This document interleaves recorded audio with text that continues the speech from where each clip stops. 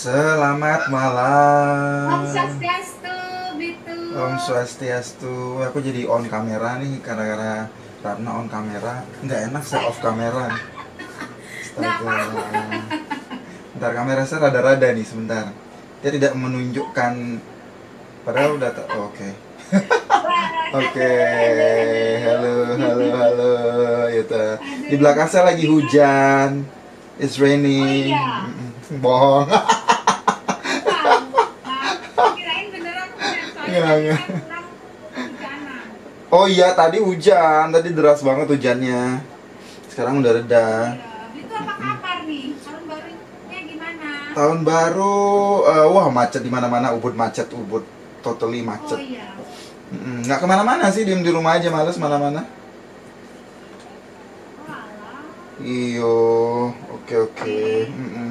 So, how can I help you? How may I help you? Oh, aduh banyak banget nih kayaknya. Ayo silahkan keluarkan semua pertanyaan Anda. Oke, kapan hari kan Mbak Jenny udah sempat kirim tuh gitu Mm-mm. untuk link icebreaker dan lain-lain. Mm-mm. Nah, aku udah pelajari, terus Mm-mm. terus apa namanya? Aku juga udah buat ini, buat buat speech. Oke, udah ngedraft ya. Iya udah. Mm-mm. Jadi kayaknya aku kirim ke itu deh, cuman Mm-mm. apa namanya, wording yang aku pakai itu masih yang kayak is just bahasa yang biasa, bahasa Inggris yang biasa gitu loh, gitu, nggak yang formal banget bahasa Inggrisnya. So easy for me, dan juga mungkin Mm-mm. pastilah perlu banyak ini ya, perlu banyak belajar ya, gitu. Maunya sih minta tolong gitu untuk di apa namanya, give me some advice lah gimana buat bikin gitu. Coba tak baca dulu ya ini. Nanti mungkin setelah kita diskusi, dirimu kirimkan draftnya. Terus hari Minggu kan kita ketemu tuh, ya bisa Yes. kita bahas ininya ya. Mungkin dari language. Sebenarnya sih language-nya yang casual malah lebih bagus daripada formal, karena kan dari settingannya kan speech-nya itu lebih ke casual kan. Maksudnya you're not giving speech in front of ministers or apa gitu kan, enggak kan. Jadi it's Iya. casual gitu. Iya. Lagian ice breaking itu kan sebenarnya poin utamanya adalah you break the ice. Jadi basically ice breaking itu konsepnya adalah you come forward and speak. That's the only thing gitu. That's the only goal that you need to achieve, dan basically you have achieved it gitu loh. Karena kan kamu udah ke depan juga sempat ngomong. Cuma mungkin saat ya kalau ice breaking mungkin lebih detailnya adalah kamu ke depan, break the ice, kamu ke depan, kamu ngomong, tapi dengan structure kayak gitu. Selama ini kan kamu udah ke depan, tapi mungkin belum structuring gitu. Ya. Kalau di ice breaking kali ini tuh kamu ke depan, kamu break the ice, kamu break the frozen situation or whatever, so you break it, but you have to speak structured gitu loh. Your speech needs to be structured, which means you have to think about the opening and the body and also the closing, which is the conclusion itself, and you have to think about the transition dari opening ke body ke closing kayak gitu. Oke. Ya. Jadi karena your evaluator akan melihat kamu structured nggak sih ininya, speechnya, terus how you break the ice gitu, dalam artian biasanya kan icebreaker itu poinnya itu adalah ketika kamu ke depan mungkin suasananya masih yang freezing gitu ya, istilahnya masih freezing gitu, dan how you break the ice kayak gitu. Jadi itu yang akan dilihat oleh evaluator pertama kali. How to break the ice itu ya, kalau aku sendiri mungkin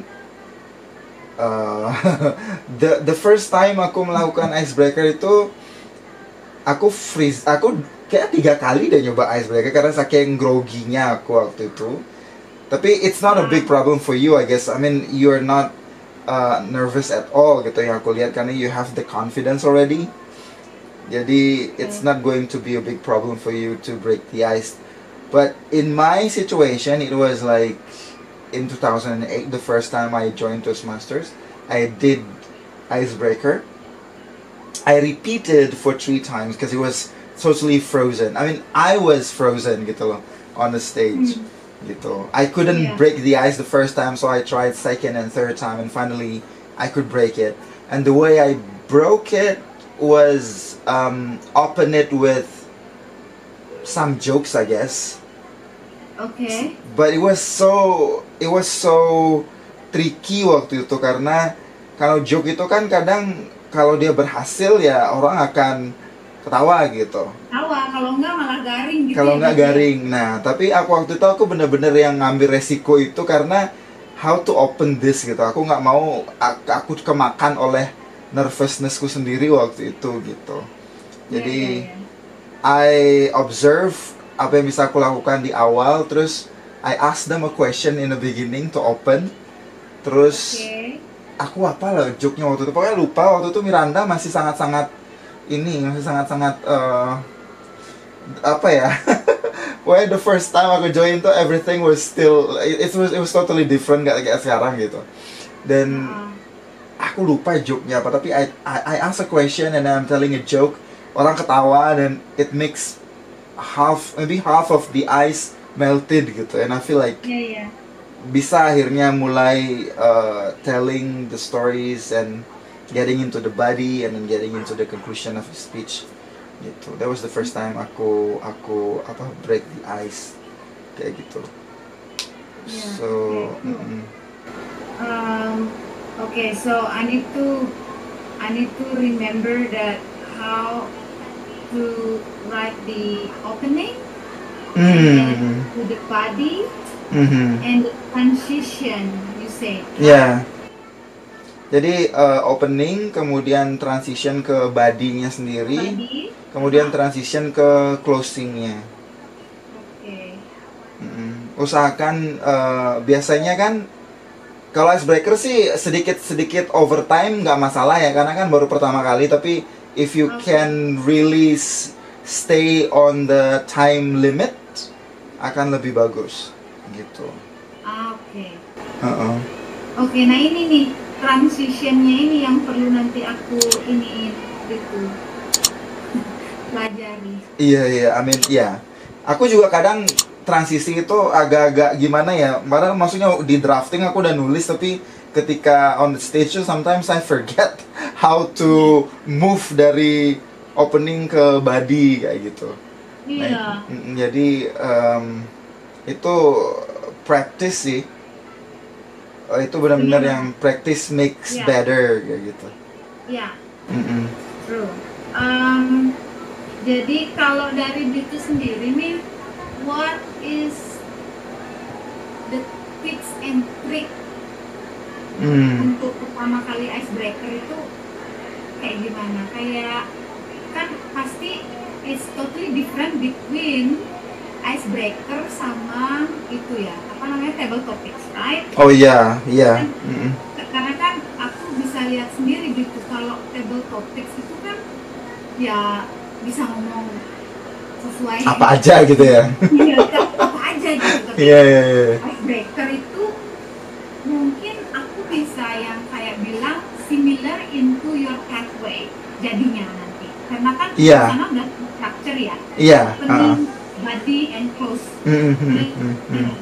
Gitu. Jadi kalau dari Bitu sendiri, tips and trick-nya itu apa sih pertama kali as a icebreaker, so I can take some of the point, so bisa diaplikasikan nanti pada saat doing icebreaker. Tips dan triks untuk icebreaker sama aja dengan prepared speech yang lain ya, namanya juga prepared speech. Jadi ini dari Madam Miranda juga sih nasehatnya. At least you have 2 to 3 days practice kalau bisa. Yang aku rasakan sih, kalau misal aku pernah soalnya last minute tanpa practice, it was totally berantakan sekali gitu. Jadi kayak misalnya kemarin aku using slideshows itu aku 2 days practice itu pun aku masih belum puas sebenarnya gitu kan. Karena time managementnya mungkin masih aku yang loh udah habis nih waktunya gitu. Jadi kayak bener-bener yang padahal aku waktu latihan itu udah ngukur waktu kan, terus sudah yang di sini nih aku harus sudah masuk ke sini gitu. Tapi ketika on stage kan aku membagi attention dengan audience, otomatis aku kelewatan di timekeeper gitu. Jadi aku kayak udah habis sih jauhnya udah gitu. Jadi kayak langsung panik gitu. Jadi langsung agak ngegas sedikit kecepat speednya jadi meningkat karena aku pingin within the time frame gitu. Which is itu untuk kita bisa tetap in the time frame ya we need to practice a lot. Jadi waktu aku latihan biasanya latihan di rumah lah bilang pagi kadang atau mungkin malam kalau waktu ada waktu aku latihan dengan stopwatch. Jadi aku pakai HP terus aku ngomong seperti biasa. Terus aku lihat waktunya gitu. Terus pas kalau misalnya aku pernah juga sih pas aku ngomong aku rekam sendiri aku. Jadi pakai kamera HP aku rekam sendiri yang pakai kamera depan. Terus nanti aku lihat sendiri apa yang kira-kira kurang ya gitu. Jadi aku note gitu. Jadi emang perlu namanya juga prepare speech ya. Jadi at least we have several days untuk preparing our speech gitu sebenarnya konsepnya. Tapi kadang banyak dari aku sendiri pun kadang last minute baru bikin speech, which is actually totally wrong sebenarnya. Sebenarnya Toastmaster itu menyediakan kita, maksudnya dengan term prepare speech ya you have to prepare gitu, at least several days to prepare gitu kan.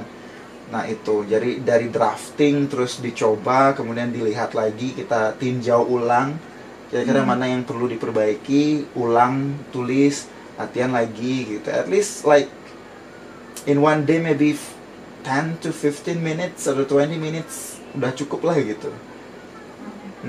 Aku juga kan rencananya ini tanggal 12 ini mau ngasih yang apa tuh ya, handling difficult audience tuh kan. Nah itu aku kan perlu itu 15 minutes and I have to prepare like 15 minutes itu baru speech-nya aja kalau nggak salah. Jadi I have another 5 minutes for question and answer.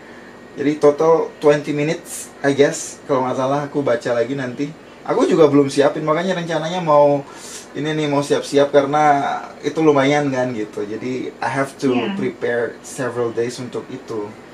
Jadi mungkin itu tipsnya ya. Jadi preparation kalau bisa direkam terus ditinjau ulang dari diri kita sendiri. Catat apa yang kira-kira diperlukan, atau mungkin kalau seandainya suamimu mungkin bisa membantu, so he can watch you. Mungkin dari itu bisa ngasih masukan juga seperti apa, guys. I mean you have someone who understands English and also someone who can be your evaluator at home probably. In my case I don't have someone to be evaluator, so I just do the recording myself dan meninjau diri sendiri.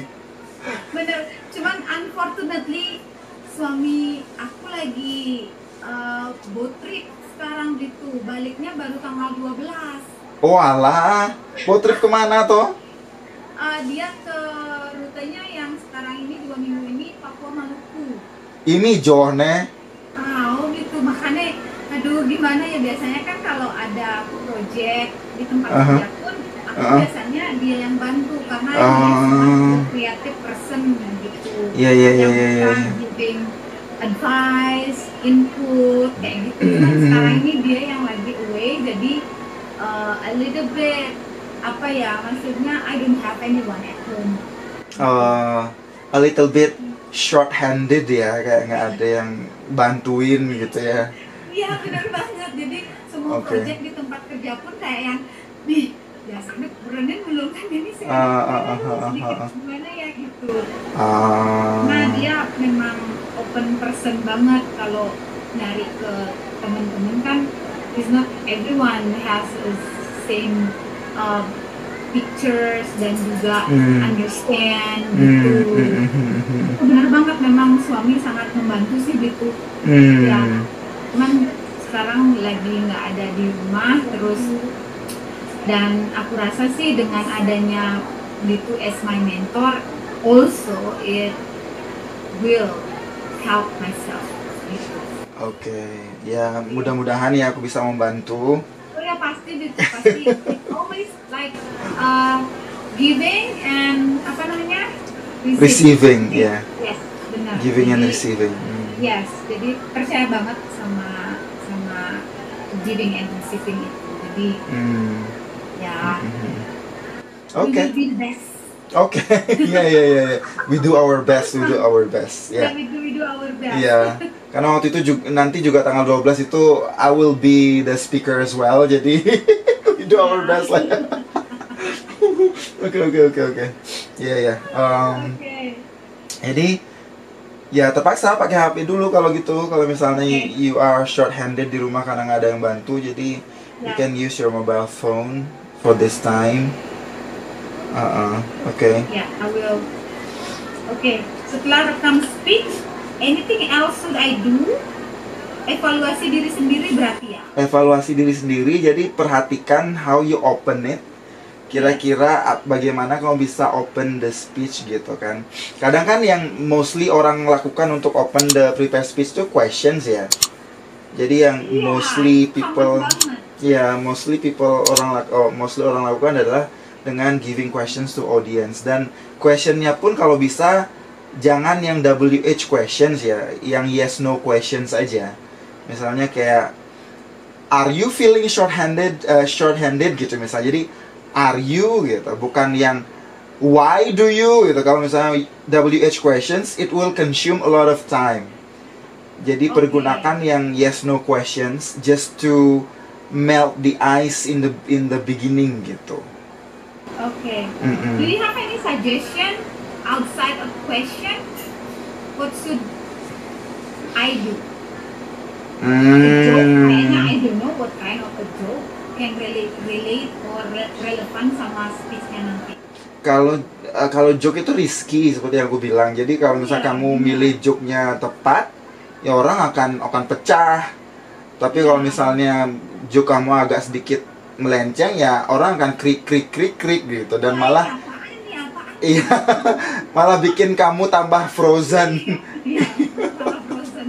Iya, jadi riskan sih memang kalau joke. Yang paling aman sih memang question ya. Cuman mungkin kedepannya setelah kamu icebreaker bisa lebih explore yang lain ya, karena banyak sih the way to open the speech. Aku pernah lihat orang pakai properti misalnya.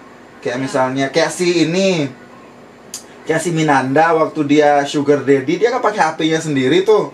Ya, itu kan prop ya, dia pakai properti gitu kan. Ya. Cuman jangan dulu deh sekarang gitu.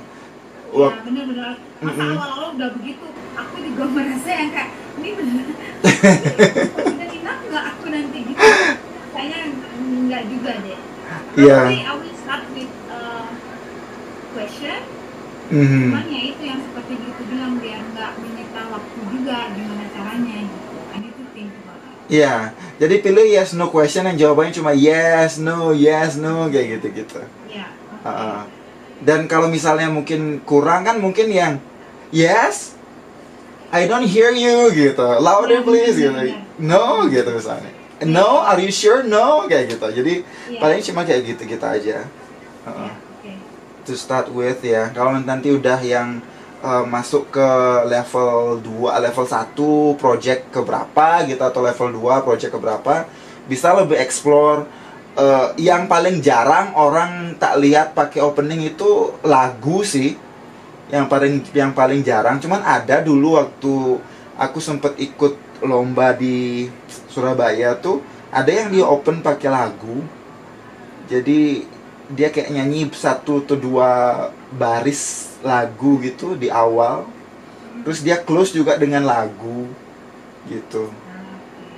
'Cause I'm if people saying, it's easy to talk on a stage, really gitu.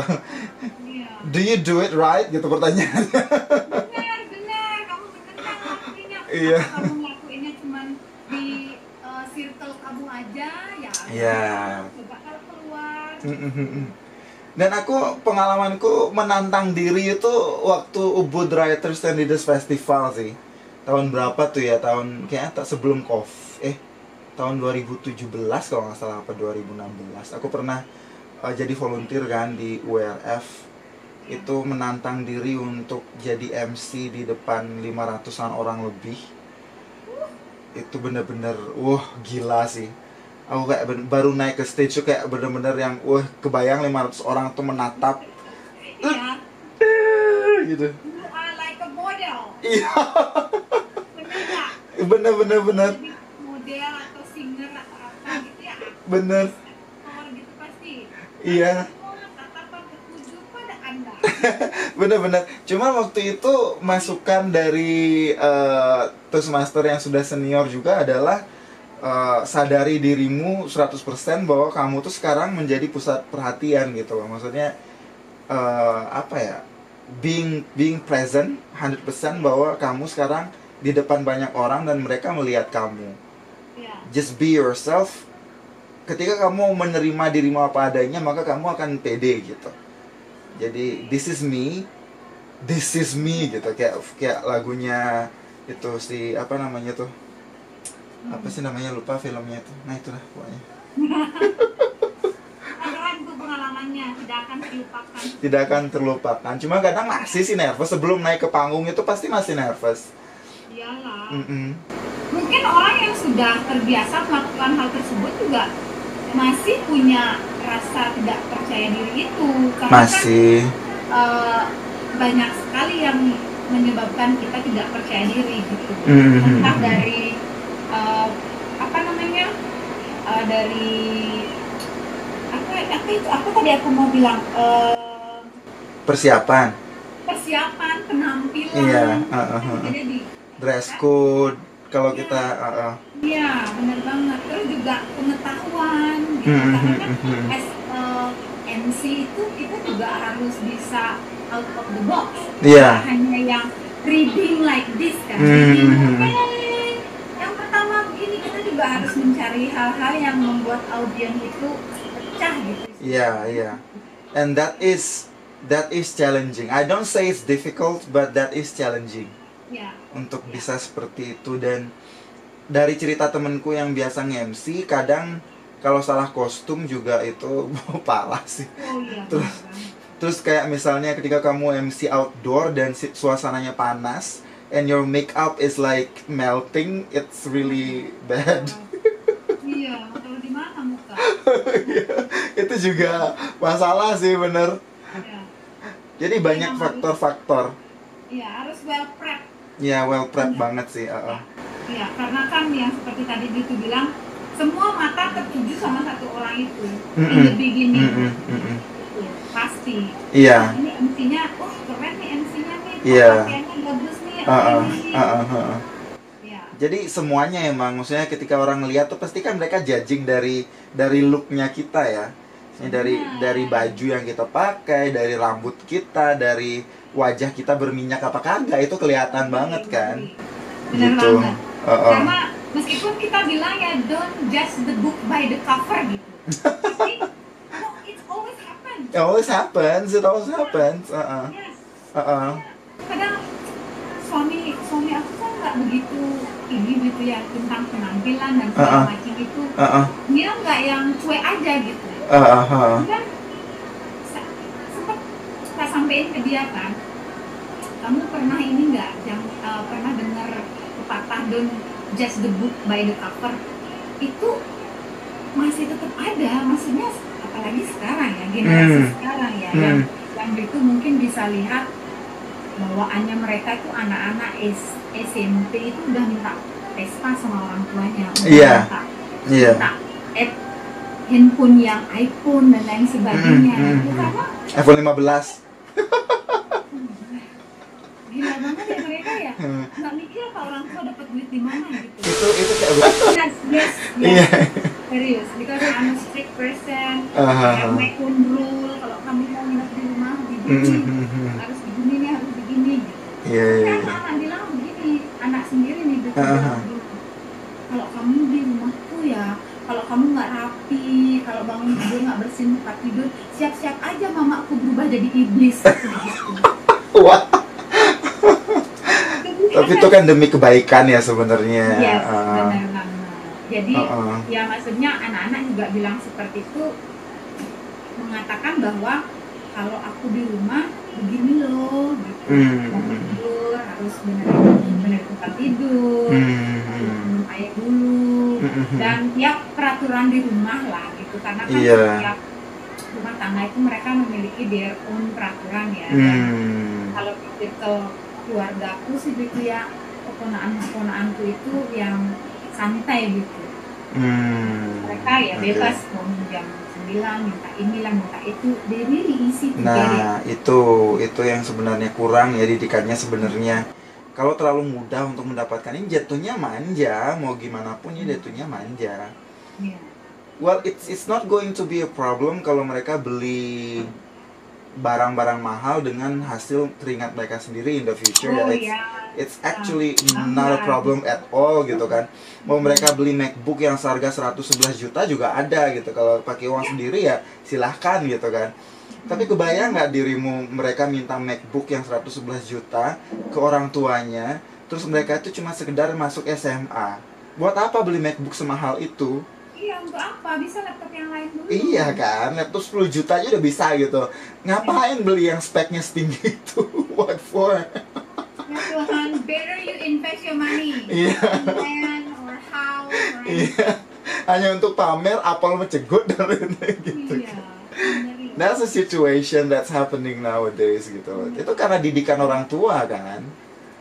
Gitu. Jadi saya cungi jempol didikan yang seperti dirimu. Jadi didikan ibuku juga dulu sama bapak, almarhum bapak juga kayak gitu. Jadi kalau emang belum saatnya enggak gitu. Waktu SMA belum saatnya punya HP ya aku mau merengek pun nggak akan dikasih. Jadi bener-bener yang sudah saatnya ya silahkan gitu, dibeliin ya gitu. Iya. Ya gitu. Mungkin nanti I will bring this into my speech as well. How I grow my kids, you know? Iya. Ya mungkin dari yang mungkin as a lion atau apa gitu, sekarang sudah bisa yang lebih mengerti dan anak-anak is more open with me now. Itu bisa jadi topik sih nanti. Cuman nggak yang sekarang yang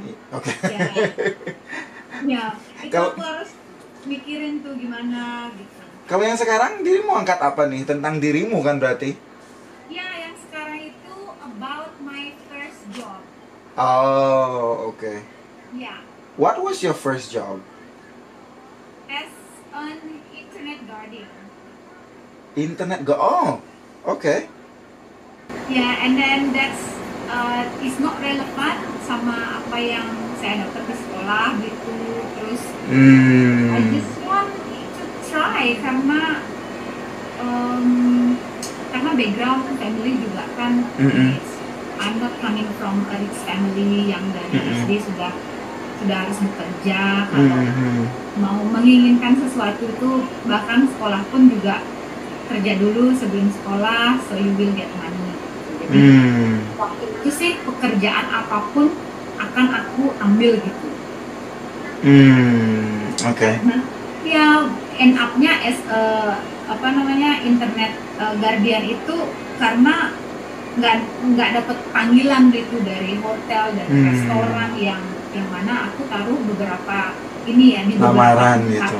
Iya, beberapa tempat CV-ku tak taruh di hotel The Legian, The Seminyak, beberapa restoran juga yang pada waktu itu masih eksis gitu. Cuman kan apalah daya aku hanya lulusan seorang SMK gitu yang mungkin waktu itu mereka mikirnya cuma SMK aja, terus pengalaman juga training sama DW di mana gitu, jadi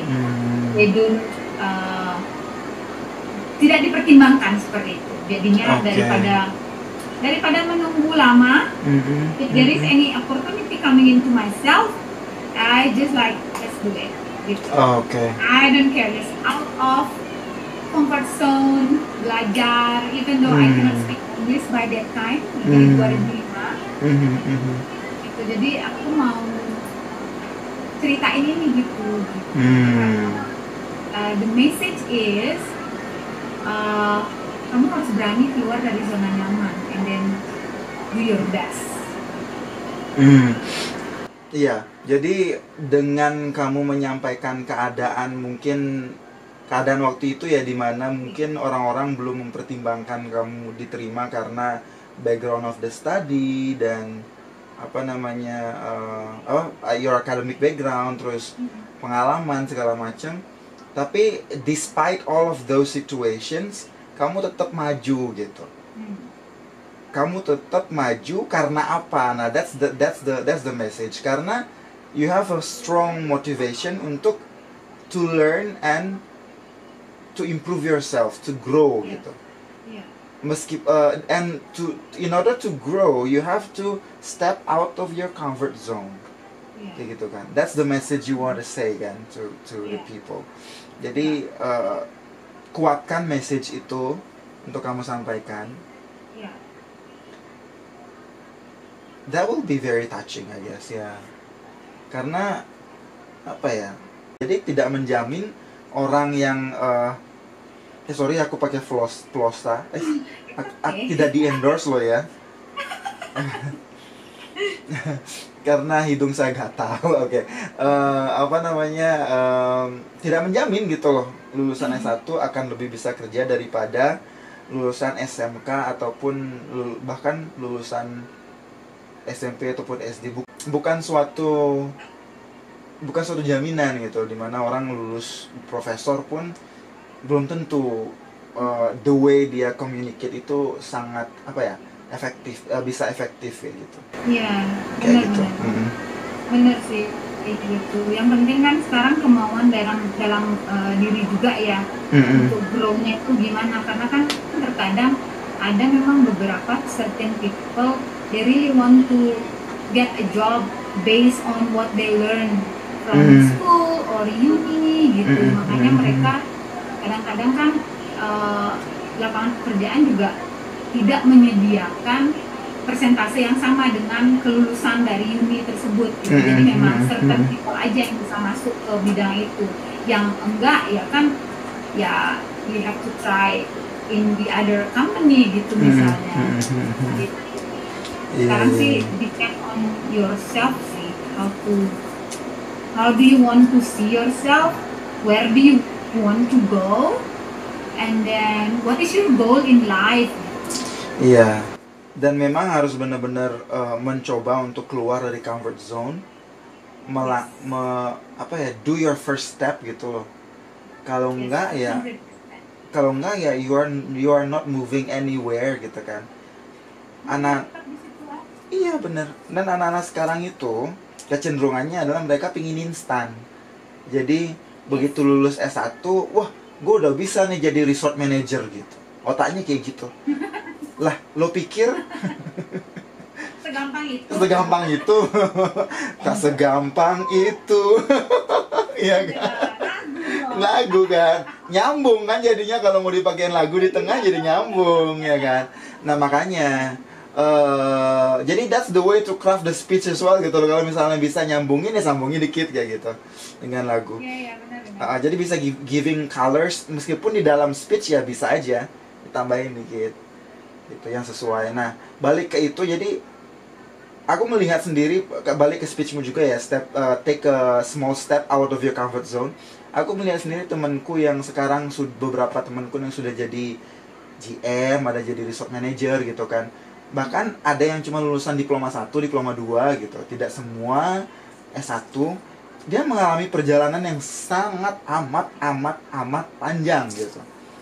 Dari yang ups and downs, sekian berapa kali kerja di Singapura, pernah jadi babu, segala macam gitu kan. Baru ketika dia balik ke sini dia bisa jadi GM, jadi resort manager. Nah sekarang lu lulusan STP, lu baru lulus S1, lu pengen jadi resort manager, mimpi aja lu gitu dalam kepalaku kan. Kayak lucu banget anak-anak zaman sekarang nih gitu kan. nggak. Benar banget itu gitu. Apa yang gitu bilang tuh sangat-sangat 100 not 100% lagi 1000%. Anak-anak zaman sekarang itu they really want to instan. Mereka tuh nggak mau yang namanya kerja keras, harus follow the process, itu nggak mau. Mereka itu mau resultnya aja gitu. Tapi nggak bisa, this is life, you need to apa namanya, berproses juga berproses itu. Jadi anak sekarang itu dasar maunya enak aja, gampangan aja. Makanya kayak mau ini dong ada, mau itu dong ada, hehe. Nah, itu balik ke pendidikan orang tua lagi. Kamu mau anakmu kayak gitu atau kamu mau mendidik dia untuk mengalami proses. Misalnya you want something, you have to work gitu to get it gitu. Jadi itu harus dari kecil ditanamkan. Kalau nggak akan bisa gitu. Benar banget. Soalnya dari dulu, iya maksudnya ini terkait dengan speechmu ya. Dari dulu, kalau dari saya sendiri, dulu itu misalnya kayak pingin uang jajan lebih, yo dapat tugas di rumah misalnya kayak harus mesaiban dulu, kayak harus nyapu dulu gitu misalnya. Jadi dapat reward kayak gitu. Iya. Jadi itu dilatih memang. Harus begitu. Meskipun sekarang teknologi sudah canggih ya, tapi pendidikan didikan orang tua itu sangat berpengaruh untuk masa depan anak-anak dan kesuksesan mereka sebenarnya. Gitu. Jadi nggak bisa kita rely sama guru di sekolah gitu. Karena nggak bisa. Sekolah itu diajarkan 1+1 sama dengan 2 gitu. Tapi di family 1+1 bisa 1000 dong. Iya. Nah, I relate. It's really important. Orang tua itu berperan sangat penting ya dalam kesuksesan anak-anaknya, bagaimana mereka mendidiknya, seperti itu bilang tadi. Kalau menurut saya as a parent ya gitu ya. Bener sih. Dan tidak yang karena dulu kan saya harus begini, harus begitu. Jadi in the beginning pada saat memiliki anak, jadi ikut menerapkan apa yang orang tua saya dulu terapkan kepada anak-anak, dan working. It's not workingnya itu anak-anak bakalan respect, tapi dia respectnya itu lebih takut sama orang tua. Iya. Takut gitu. Bukan respect ya, takut. Iya takut, jadi takut. Jadi dia kayak yang gitu, nggak yang mereka nggak bebas untuk mengeluarkan ide mereka, mengeluarkan apa yang mereka rasakan gitu. They will always pretending oke, baik, I'm okay gitu. Padahal inside udah enggak, iya. Nah itu juga itu yang saya dapat dari orang tua sih gitu, dari ibu tepatnya. Kalau makanya sama kan, karena kan kita pasti udah terdoktrin nih di sini di otak. Oke, dulu saya dididiknya seperti ini, saya mau juga mendidik anak saya seperti ini. Nggak bisa. Kita yang harus belajar anak kita maunya kayak gimana. Enggak yang anak kita belajar tentang apa maunya. Iya, benar. Nah, now the challenge is bagaimana caramu untuk membuat itu dalam 5-7 menit speech gitu. Nah, itu dia tuh. Mau ceritain apa nanti gitu, udah buat sih, cuman kan yang seperti itu bilang tadi, ada opening, body, transitionnya mau gimana, jadi I need to edit lagi nih sepertinya gitu. Oke. Biar lebih biar lebih dapat gitu message-nya juga ya, seperti itu bilang tadi. Oke.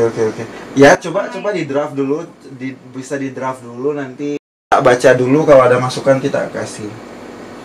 Kalau misalnya minggu kan bisa kita orak-orak lagi bareng toh. I really did that. Soalnya kan gak pernah gitu, belum punya pengalaman sih untuk membuat strukturnya itu. Iya. Dan kapan sebelum tahun baru saya sempat ikut di Toastmaster Canggu juga gitu. Oh ya? And waktu itu did yang speech di sana.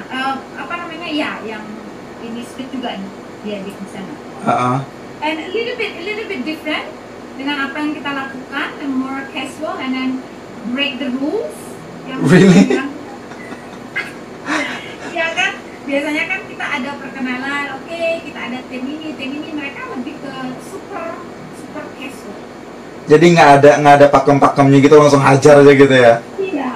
Dan yang saya suka kemarin sih, mereka startingnya itu with, jadi kita dikasih kertas kosong itu, jadi kita tulis objek yang ada di kamar, di ruangan kita. Nanti objeknya itu akan, misalnya ini kan dipilih sama yang join di Toastmaster di sana kan, dipilih. Misalnya nih, saya dapatnya pillow gitu. Jadi kita bisa merangkai kata-kata dari pillow itu, entah apa yang ada di pikiran kamu yang itu dikeluarin, tapi nyambung gitu loh gitu. Kita like doing conversation between two of us. Oh gitu? Ada yang, ya, I will explain you more clearly nanti pas kita ketemu. Which is great, it's something that mungkin kita bisa applicable di diskusi gitu. Oke. Yeah. It sounds fun. Iya bener. Yeah, it's fun. Dan waktu itu kan karena dekat sama Christmas, jadi kita ngomonginnya tentang ya receiving and giving. Oke. Ya, dan juga mereka melakukan table topics. Table topicsnya itu sudah ada beberapa pertanyaan, jadi kita tinggal pilih aja. Nah, kita itu dapat 2 sesi table topics gitu. Yes. Jadi pertama kita melakukan table topic, misalnya nih topiknya apa? Kalau waktu itu saya dapatnya apa yang membuat kamu takut dan akhirnya kamu bisa melakukan hal itu. Gitu. Jadi saya cerita dan lain sebagainya, saya dapat evaluation, ada evaluator, yang evaluatornya itu yang kayak popcorn evaluator, siapa aja boleh kasih evaluasi orang ini kasih. Kalau speech yang pertama itu misalnya nih, kalau waktu itu saya sempat evaluate, saya lupa namanya, karena dia megang, kita kan tahu mic tuh di sana gitu ya. Nah, si ini yang ngasih table topics ini, mic-nya begini, jadi kita nggak jelas ngedengar suaranya jauh. Nah, saya kasih improvementnya itu, kalau kamu ngomong, misalnya kalau kamu pegang mic, usahakan itu biar stabil di depan. Iya. Untuk the next, untuk sesi berikutnya, itu yang akan kita aplikasikan gitu, dari evaluasi. Gitu. Iya. Which is fun. Dan more surprise is Presiden Toastmaster Canggu itu is my friend from 2007. Really? Your local friend? Bule? Jenin, itu tahu nggak Jenin? Nggak tahu, aku nggak pernah ketemu dia. Oh ya, oke. Oke. Iya, dan aku nggak nyangka dia di Toastmaster juga, sudah 3 tahun sih dibilang. Jadi pas di sana udah dari jauh aku perhatiin kok kayaknya aku kenal sama ibu itu dia juga perhatiin pas jalan kan, terus dia pakai kacanya, terus dia bilang, what are you doing here gitu. Hey, I'm here for Toastmasters. Ya, aku bilang gitu, Toastmaster, aku bilang begitu dengan tangan terbuka seperti ini, Toastmaster Jenin, aku bilang begitu. What are you doing here? I'm the president of Canggu Toastmaster gitu. Oh my god, it's so funny gitu, benar. Walah.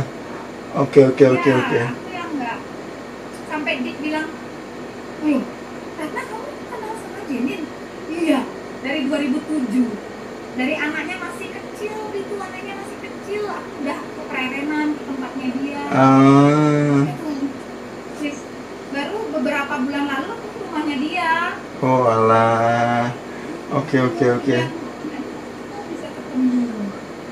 You live in Canggu, don't you? No, I don't. Where? Cuman dulu aku kerja di Canggu lama gitu di Eko. Oh. Setelah jadi kisahnya begini.